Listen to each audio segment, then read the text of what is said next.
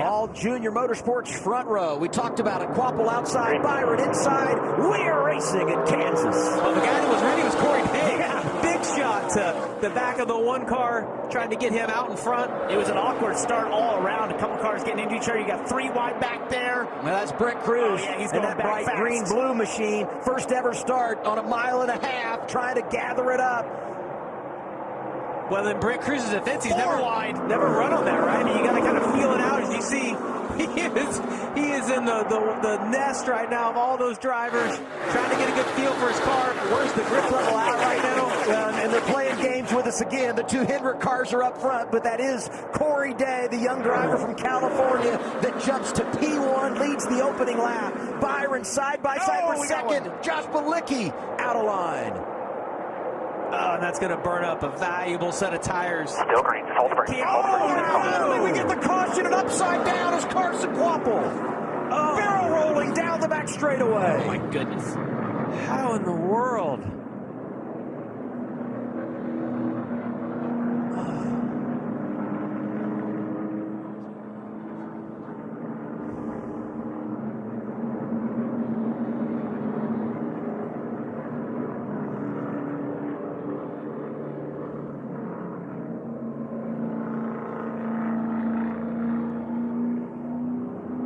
'99 is Parker Retzlaff pulling down the pit lane. See heavy damage to the front of that 99 car.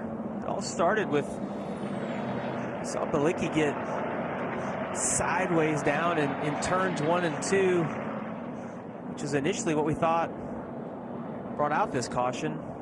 That was far behind. Way behind Kvapil those was. guys. Yeah. And Retzlaff.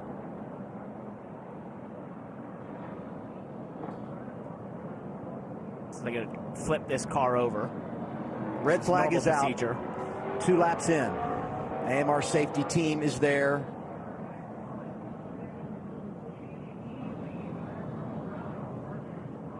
And safety crews work really hard to handle these situations. Anytime a car gets upside down, very delicate for them in the way they manage turning this car back over with the driver strapped inside.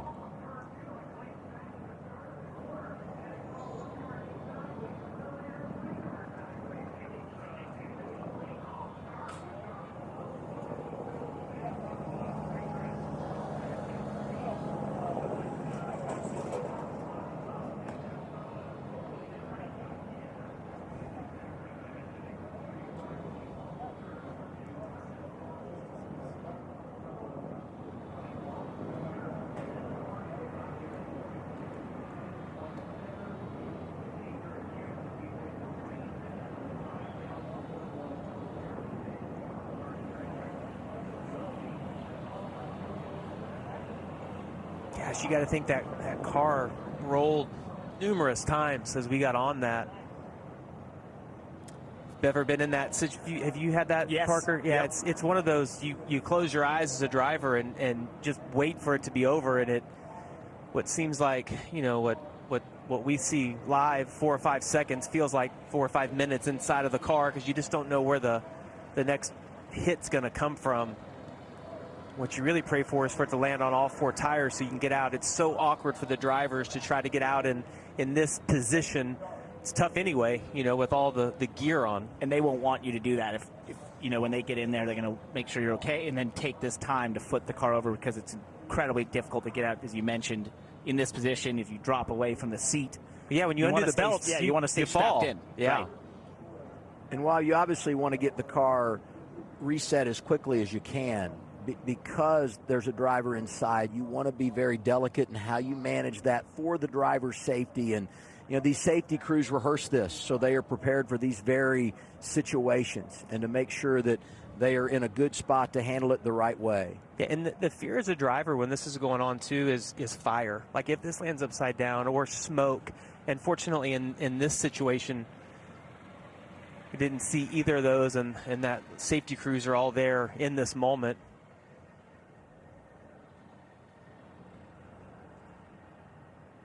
There we go.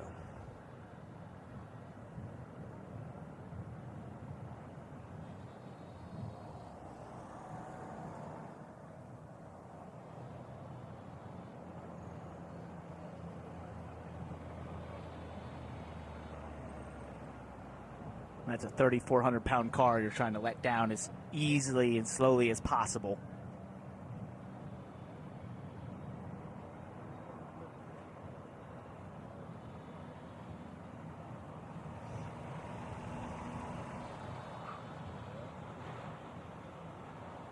Starting to see some movement inside the race car. Great sign.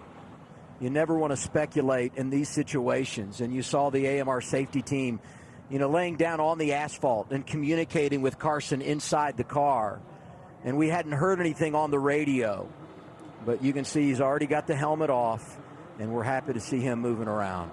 Yeah, he had unbuckled everything but the seatbelts in the car, got his helmet off. Hans, unhooked. Yeah, gloves off. It's great to see him getting out. Can't wait to look back and see exactly what caused all this. And we were monitoring the radio and hadn't heard anything, but a lot of times when you have flips like that, the radio is sitting in the inside pocket, it gets dislodged, destroyed, and so the team couldn't even talk to him. Let's take a look back. See, is that Allgaier to his outside? You see William Byron to his inside right here. Oh, he just got a little loose.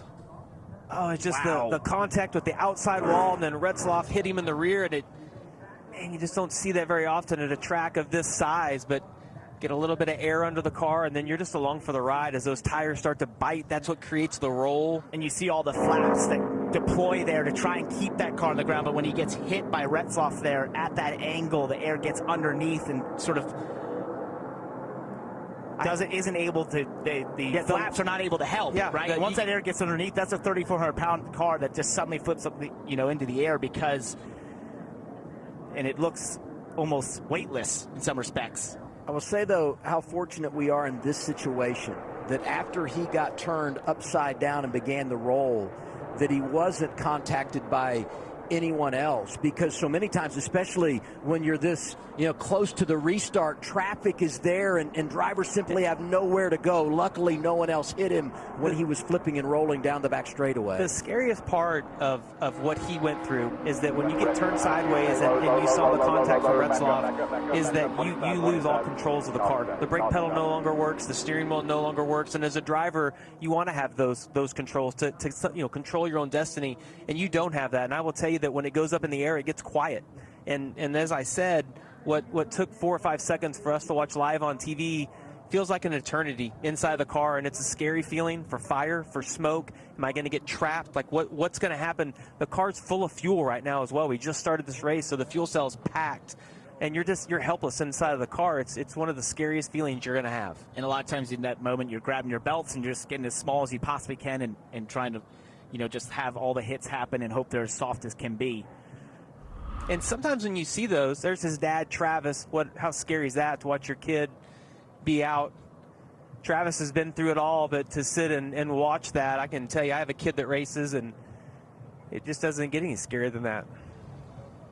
And it's rare that we see a car get upside down. We Especially don't see here. that. Yeah, Daytona, Talladega, I feel like we've grown to, you get used to it there. You know that can happen and does every once in a while, but you just don't expect that here. But it's all about the contact of the wall, and then that contact in the left rear from Parker Retzloff, the timing of that, the air getting under the car. It's a perfect scenario that has to happen.